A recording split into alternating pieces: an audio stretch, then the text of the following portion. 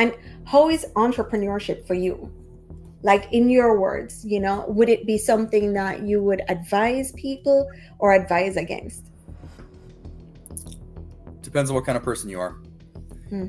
If you're willing to sacrifice some time, some energy, some headache in the beginning, but there's certain qualities from life that you want, particularly freedom. Anybody who ever talks about entrepreneurship talks about financial freedom, time freedom, location freedom, right? Hmm. Well, the first couple years for me were pretty darn rough. I know that first year there, if you averaged out all the hours that I worked and the amount of money that I got paid, I was making less than minimum wage. Like, it was a rough year. Stuck with it, right? By the end of that first year, I was doing pretty well. And then it kind of compounded after that. It took a lot of hard work, but at the end, like where I'm at now, I have that freedom. I have the financial freedom. I get to work wherever I want. I take vacations every month, right? I don't have, if something were to pop up in my life that's a scary medical thing, or my dog gets sick or something like that, I don't have to worry about it. Hmm. I've done well enough, and I've worked towards this, that I have those types of freedoms at this point. So I'd say it's definitely worth it for the kind of person who wants to earn it.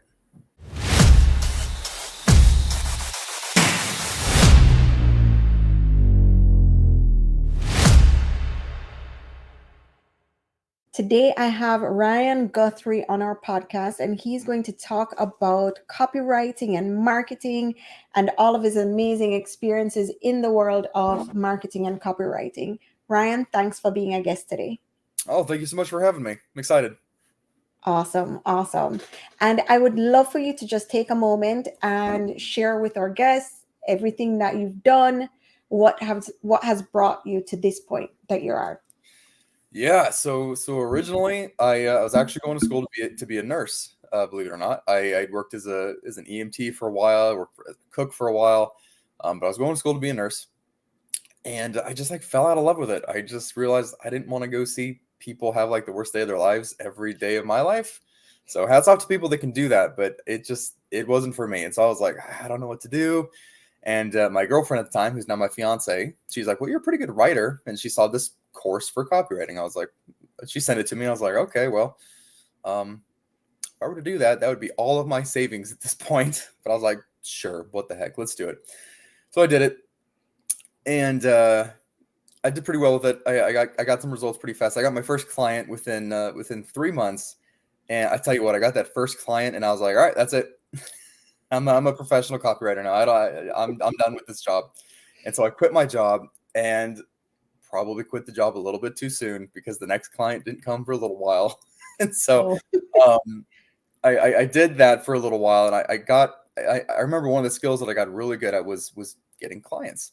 One way or another, was getting clients became a skill that I really sort of developed and leaned on. And I did copywriting for a while, did some marketing consulting, that kind of stuff, kind of did well there, earned six-figure salary, or not salary, but six-figure income doing that. And then I had a client talk to me, and he says, hey, you write all this other stuff for me. Would you care to write a book with me? As my ghostwriter. I thought, oh, well, I've never done that before. But I had this little philosophy where I'm like, I never say no to a good opportunity, even if it's really scary. So I said, sure, let's do it. Let me tell you what, that was a struggle.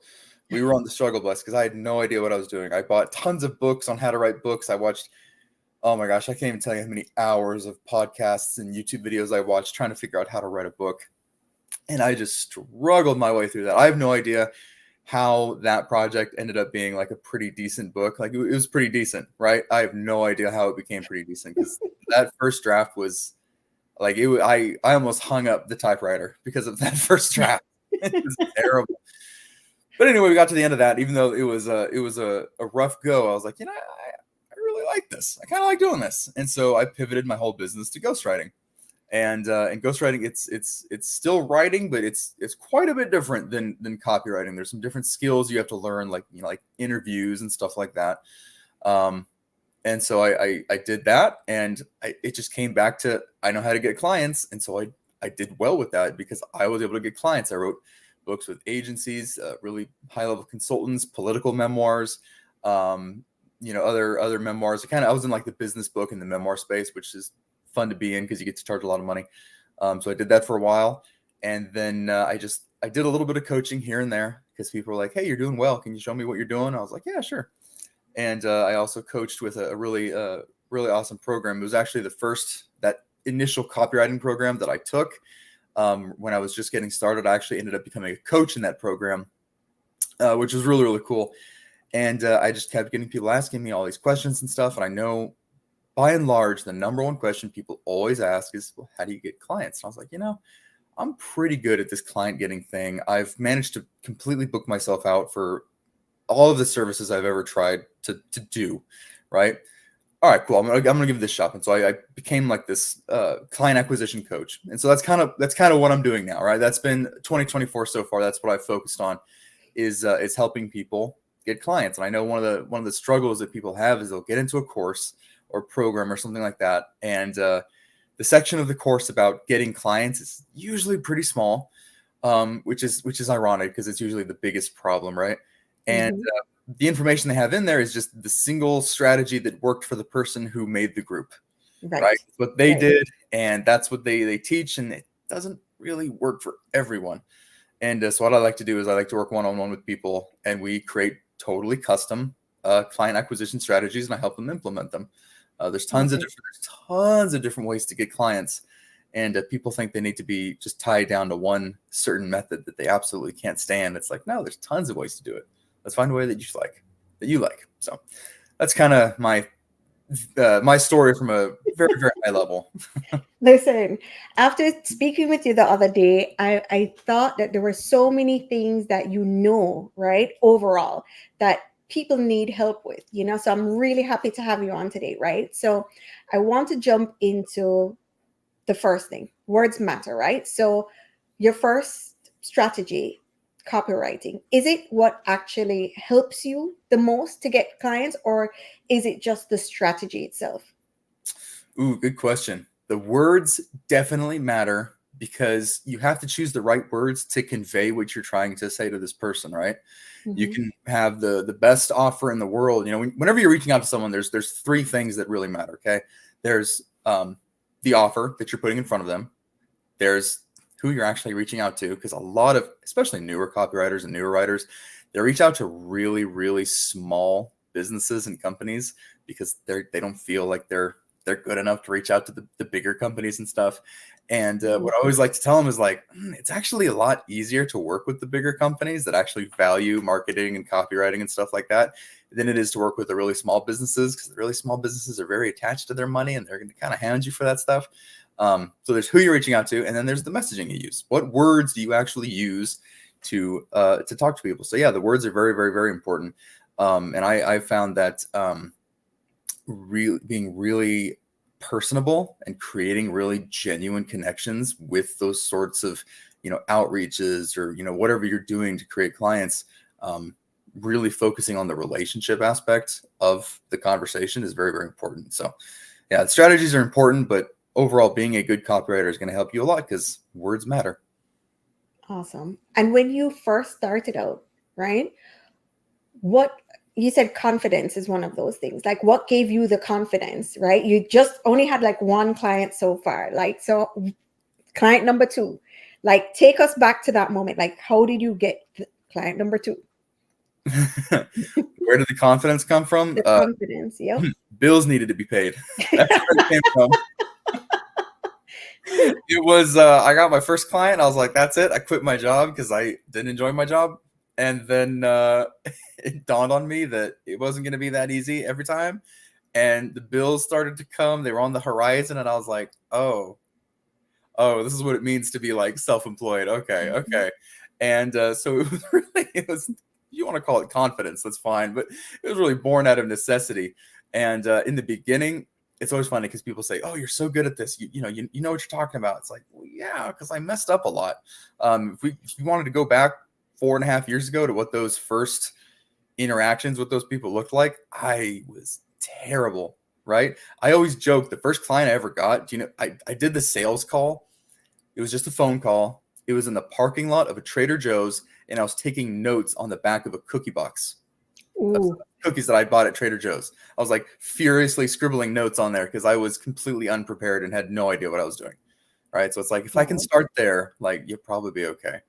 But yeah, it Wow. was just I had bills that needed to get paid. And so I was like, okay, we're just gonna hustle it. Well, the strategy and the tactics and all that good stuff, that'll come later. But especially when you're in the very beginning, massive amounts of action can kind of compensate for a lack of skill.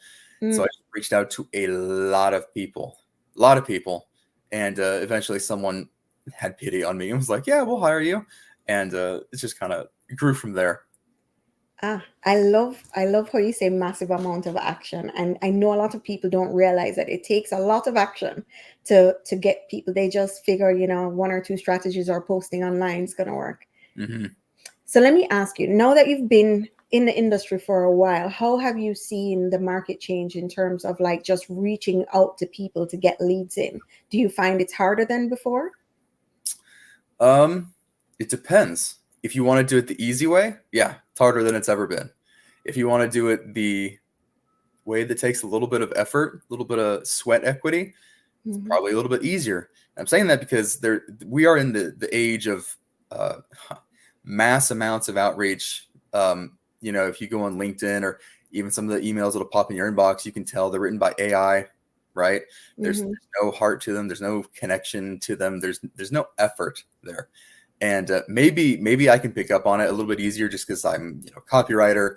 I literally write words to connect with people for a living, so maybe I can pick up on it a little bit easier. But I think generally people can tell if you didn't put any effort into something.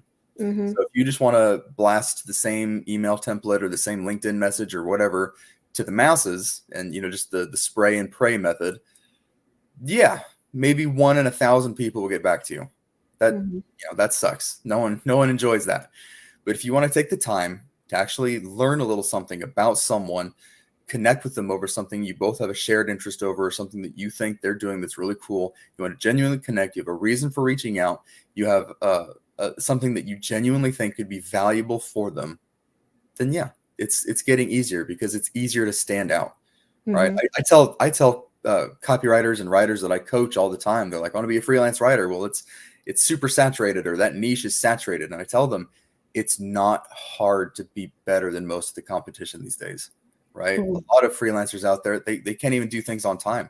I remember I started an agency for a little while because I was like, I've grown to a certain income level and I'd like to go higher. And the way to do that, I thought, was by hiring people. So I hired a couple freelancers. They couldn't get anything in on time. They made excuses for everything. There was one day I had to stay up until 3 in the morning because I had to do a project that I assigned to them, and they just gave me some, dumb little excuse that I didn't think was real, because I had to turn something into a client. And so Hmm. I had to be the one to step in and do it. And so I turned that whole thing off, let them all go. And I was like, all right, I'm going to do it myself. Hmm. Don't want to work with other people. And so I tell people, if you can just turn things in on time and you can be easy to communicate with, you're already better than 50% of them. Oh, absolutely. Yeah. Anybody who's ever hired freelancers knows that I'm absolutely speaking the truth right now. But you know what? It's not just freelancers too, it's employees, right? Mhm. So I feel like the attitude is just like, it's okay to just give you a S job. Yeah. Yeah, totally. They're like, it's fine. Yeah, I'm doing the bare minimum. Isn't that what you want? No, yeah. I would like And you at the to. end of the day, you're collecting a check. So, why does that matter? Yep, exactly. And how is entrepreneurship for you? Like in your words, would it be something that you would advise people or advise against? Depends on what kind of person you are. Hmm.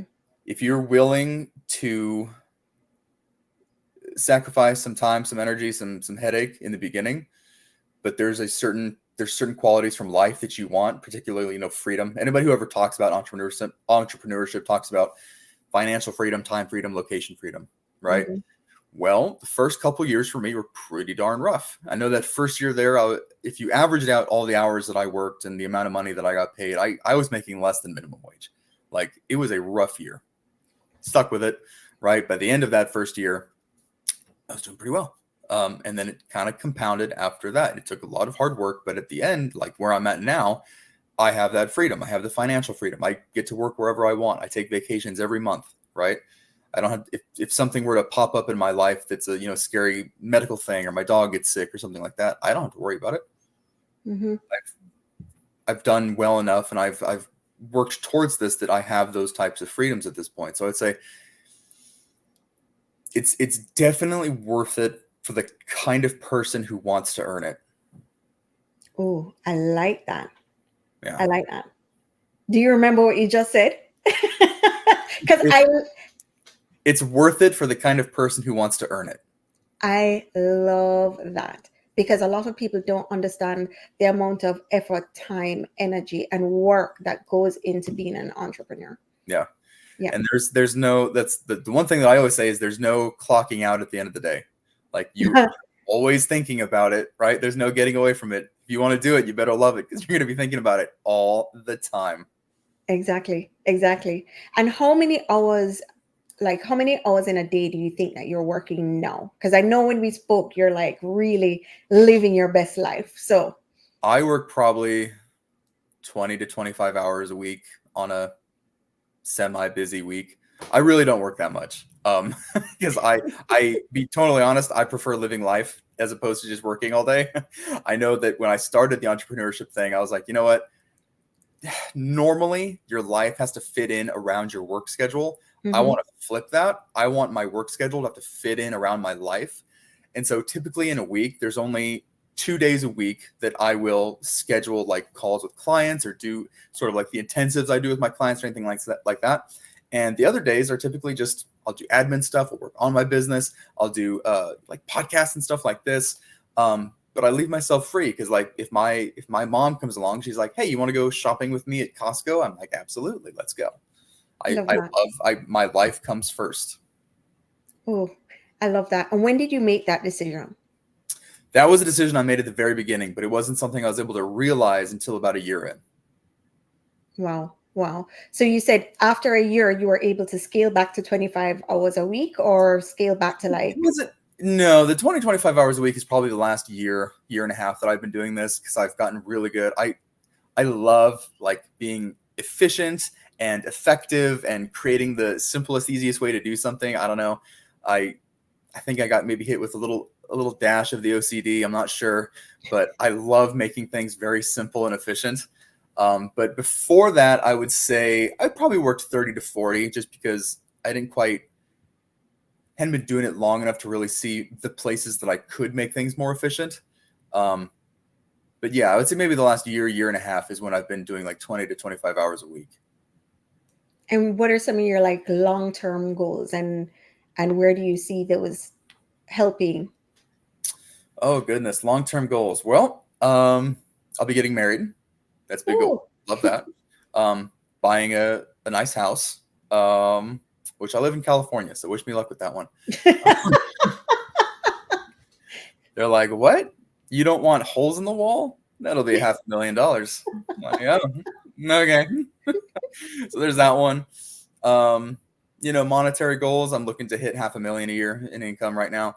And then further after that. But yeah, I guess I just have those basic life goals, and I have the income goal that I will eventually hit, because I've built it up to grow into that point. But yeah, those are just, I feel like those are so pretty, like, basic goals, but they're mine. no, but you know what? The reason why I ask, right? Because I want the entrepreneurs listening to see where you started, your journey, and where you plan on being. Mm-hmm. So there's always room for growth. There's always room to adjust your strategy, Yeah, and if you do decide that this is what you want, it is a lot of work in the beginning, but you can see, that you can get some of your time back. absolutely. And the cool thing about, particularly with me being like just good at talking to people and being good at getting clients and stuff like that, is if something comes up in the future that interests me, I'll go do it. I'll go try it. Right. I've been doing this almost 5 years, which really in the grand scheme of things is not that long. But in the time, I've been a copywriter, I've been a marketing strategist, I've been a thought leadership consultant, I've been a ghostwriter, and now I'm a lead acquisition coach, or a client acquisition coach, right? I can do all these different things because I have that one fundamental skill of I know how to get clients with what I'm doing. And I frankly, I like trying new things. That's why when I was a copywriter, it was really hard for me to find a niche. I changed niches like probably 8 times in the first year, just because Wow. new things kept coming along, and I was like, oh, that's interesting. I'm gonna do that. Right. So that's another one of those like freedoms I was talking about earlier that I really appreciate, is the freedom to try new things and do what I want to do. I like that. I like that. And since we have you on, can you give our listeners 3 to 5 good tips in terms of acquiring leads? Like, what would you suggest? Okay. You are, especially if you're like a freelancer or a service provider or something like that, you offer a service to another business, you're a B2B service provider. I would say doing direct outbound is going to be the fastest and easiest way for you to get clients. Inbound is great, takes a lot of work, and it takes a while to get going. So direct outreach is going to be the fastest and easiest way for you to do this. Quality over quantity is very, very true when it comes to direct outbound, right? You send 40 really good quality pitches over the course of a week, you're going to get some responses. You're going to get some people interested in what you do. Okay. If you write the exact same message into your email platform or whatever, and you send it to 1,000 people, you might get one person who responds and they're going to say, take me off your list. Right. So quality over quantity. Focus on the relationship, right? Build a relationship with someone. I know the most I've ever followed up with someone was 14 follow-ups. And eventually at the end of those 14 follow-ups, they emailed me back and they were like, you're not going to stop, are you? And I was like, no. They're like, all right, what do you want to say? We hopped on a call. Right. And I would do fun stuff too. Like outreach. Here's fourth tip. Outreach doesn't have to be boring. I make it fun. I tell jokes, and when I reach out to people, I tell jokes. I remember one of my follow-ups, I sent a GIF of a skeleton sitting on a chair, and the message just said, "Dying to hear from you." Like, I let my personality kind of shine through, right? I'm like, I'm not just like, let them know you're not just some robot on the internet who is looking at a spreadsheet of names and email addresses, or names and LinkedIn profiles, or whatever you want to use. Just going through the motions, reaching out to people, trying to get their money, right? Right. See people as people, not as numbers. Wow. And I appreciate that. And then for copywriting, 5 good tips for copywriting. 5 good tips for copywriting. I would say there's so many different types of copywriting. I mostly focused on like direct response stuff. So not so much the SEO side of things, because I'll be honest, SEO is frustrating for me. The very first time I started learning about SEO and they told me, yeah, no one really knows how it works, it's just kind of our best guess. I was like, well, I hate that. I like knowing how things work. And if you're telling me the entire point of this thing is that you're not going to know how it works, that's irritating. So I focus on a lot of email copy, direct response copy, things like that. I would say a big tip for copywriters: get to know the audience that you're talking to, right? There are so many great ways to do market research. Some of my favorites, if I was writing for like a physical product, I would go to Amazon and I would look at similar products and I would go down to their reviews, right? The 2 and 4 star reviews are going to be your best friends, right? They were irritated with it, but not enough to give it a 1 star. Or they liked it enough to give it 4 stars, but not quite 5.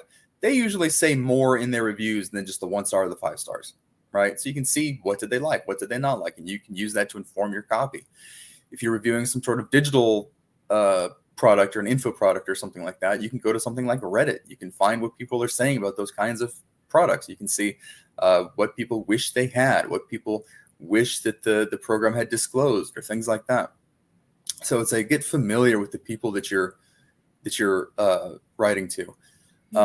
Second, get really good at self-editing. All right. You can have a copy editor. Copy editors are lifesavers. But be able to look at your own copy objectively without being emotionally attached to it, and be able to say, okay, this part's bad. Let me rewrite this part. Some of the favorite things that I used to do is, one, I would sleep on it. I would write it. I would go sleep on it. I would come back and I'd be like, oh, okay, this could flow better. Okay, this could be worded better. This belongs down here, all this kind of stuff. The other thing you can do is read your copy out loud. Read it out loud. Listen to the cadence. Listen to the rhythm that you're speaking with. If you get to a certain section and you mess up reading it out loud and you wrote it, chances are someone who's reading it just for the first time on their own, they're probably going to mess up too, right? And confused buyer doesn't buy. So those Ooh, are some little tips that I learned. I love it. I love it. I think that the tips that you gave are great. You know what I mean? A lot of people cannot self-edit, you know? Mm-mm. It's really hard to critique your own work. So Hmm. yeah, definitely sleeping on it makes a difference. Absolutely. Yeah. I don't know. I think I've always been okay at self-critiquing, because I remember one time when I was very, very, very, very, very new, I posted something in like a Facebook copywriting group, and Oh, the owner of the group basically told me I was dumb. And so oh. very, very well-known copywriter told me I was wrong and dumb, and I was like, okay. And then from then on, I was like, well, I'm gonna really edit my stuff before I show it to anybody. But Oh, stuck with it though. There's the lesson. Stuck with it. that's awesome. Listen, I wanted to ask you about your experience writing for like a really huge project. Do you mind sharing like any of the ones that you've written for, and how did that experience go? Do you want to hear a good story or a bad story? Ooh, a good story, a good story. A good story. All right. There was a consultant that I was writing for, and she had hired a writer to write this book for her. And it was, I remember I was like, okay, cool, like send it to me and I'll read it. So she sent it to me and I read it. It was atrocious. It was terrible. It read like a fifth grader wrote the whole thing. I was like, okay, this, and not like ChatGPT bad, but like this was a human who did this badly. It was really bad. And she's like, I don't like it. And I was like, I don't blame you. And I remember I was like, okay, well, I can fix this, but I'm going to be frank with you. I'm going to charge you more money to fix this than this person charged you to write this whole thing. She's like, okay, that's fine. That's fair. So I went through the whole thing, rewrote the whole thing. And by the end of it, she was just like, I love this. You perfectly captured my voice. And she was a really fun person to write for, because she was a very happy, bubbly, excited about life kind of person. And those are the funnest to write for, because like when you do ghostwriting and stuff like that, you have to write in their voice. Hmm. And it's so much more fun to write for someone who's just like excited about life than it is someone who's just like, grumpy stick in the mud. So she was just so much fun to write for, and she ended up loving the project. And that was probably one of my most successful projects that I've done, just because of how happy everyone was with the final product. Oh, that's awesome. That's awesome. And I know, well, for me in my previous career, I know it always makes me happy when they're happy with the end result, right? Yes. Because even though you're pretty good at what you do, you're pretty competent, you're still like, oh, are they gonna like it? Are they gonna like Oh, it? yeah, So you hand it it's that over, and monkey mind. you send the final product and you're waiting for them to review it. And I know for me, because I still get scared about this, I'll send it to them and then I'll turn my notifications off.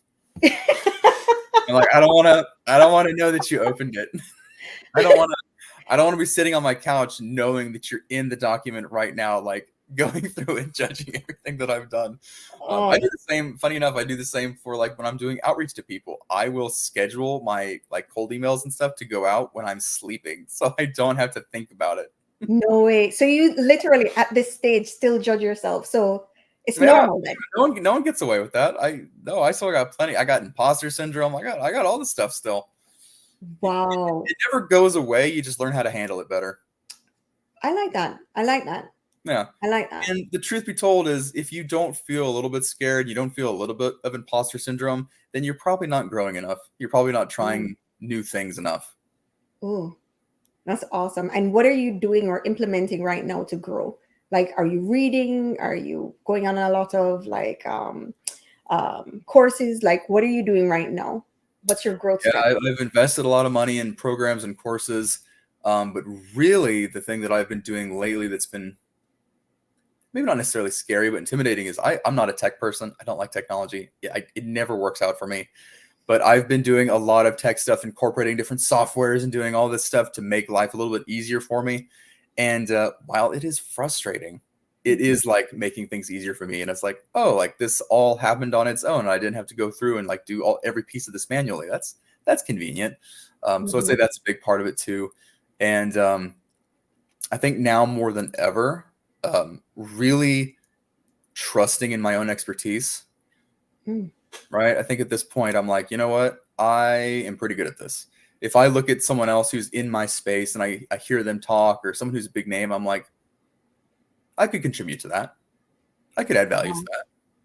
And so it's really, Wow. at this point, I'm really trusting in my own expertise, trusting that I know what I'm talking about. I've gotten results for people, you know, so I think that is kind of what I'm doing right now for growth. Oh, I love that. Love that. And where can our listeners find you? What's the best way for them to reach you?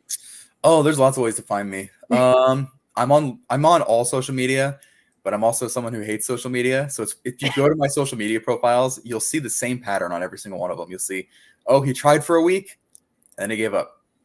Maybe a month goes by. He tried for a week. He's posting every day. He's commenting on things, and then he gave up. So LinkedIn will probably be an easy one for people to connect with me there. Just Ryan Guthrie on LinkedIn.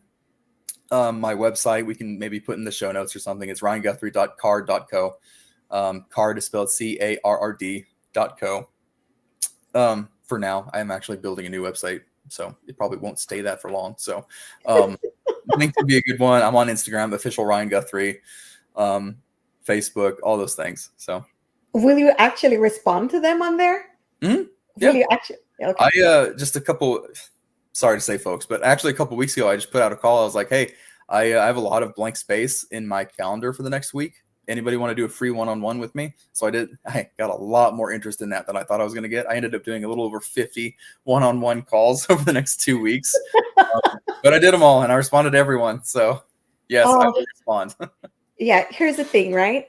With imposter syndrome, you don't realize how really good you are until you open yourself up to something like that. And everybody's like, hey. Yeah. Oh, our brains, I always say our brains are a-holes. Because Yep. what happens is you learn something and then you just assume everyone else knows it too, right? You Yeah. learn how to do SEO writing, or you learn how to do emails or something like that, and you just kind of assume that everyone else knows how to do that too. Mm-hmm. Mm-hmm. Listen, I definitely get it. I mean, I was just having a conversation with someone else and I'm like, oh yeah, it's easy. And I'm like, okay, well, just incorporate this software or open up this spreadsheet. And they're like, what? I'm like, oh, Yeah, because even it's something like that. so used to doing it that, you know? Yeah. Or it's things like, oh, you just send them a video DM, and there's like, what? And you're like, oh, you don't know how to do that. Oh, okay. I'll show you. Yep. Yep. Have you thought about doing a course? I have been told to do a course by so many people. I probably will eventually do it. But truth be told, my passion really lies in doing one-on-one work, because that's where you see the greatest results come about. And Mm-hmm. I love creating really awesome, cool results for people. So I might do a course at some point and have that be its own separate offer. I've been told to do one for client acquisition, been told to do one for ghostwriting, because there's not a whole lot of ghostwriting resources out there either. So that'll maybe come along sometime in the future. But for right now, I'm just kind of enjoying what I'm doing. Loving it. Loving it. Well, is there anything else you'd like to share with our listeners? Ooh, I think I would just repeat something I said earlier in the show, is that even if you don't have a lot of the technical skills yet, you don't have a lot of the strategies or a lot of the, all that stuff, you can overcome that by massive amounts of action. If you Ooh. just put yourself out there and just say, this is what I do, and you put it in front of a lot of people, eventually someone will be like, oh, I actually need that right now. Mm-hmm. So I would Mm-hmm. say that. And I would say, if it's okay to feel the imposter syndrome, it's more of a road sign than it is a roadblock, right? We think of imposter syndrome as this big roadblock. It's like, oh, can't go any further. There's this big scary thing in the way. It's not a roadblock. It's a road sign. It's letting you know you're going in the right direction, right? Mm-hmm. If it makes you feel scared, makes you feel the imposter syndrome, you're probably doing something new and scary, and it's forcing you to grow. Humans don't like growth. We like to stay in our cave and be safe, right? We don't like that. Mm-hmm. Growth is necessary if you want to do this whole business owner entrepreneurship thing. You have to do that. So Mm-hmm. I love it. And I really appreciate you coming on today. I know they're going to appreciate it. Everything that you said was gold. oh, So thank you so much. Good time. thank you so much. All right. All right, you have a wonderful rest of your day. You have a great day. All right.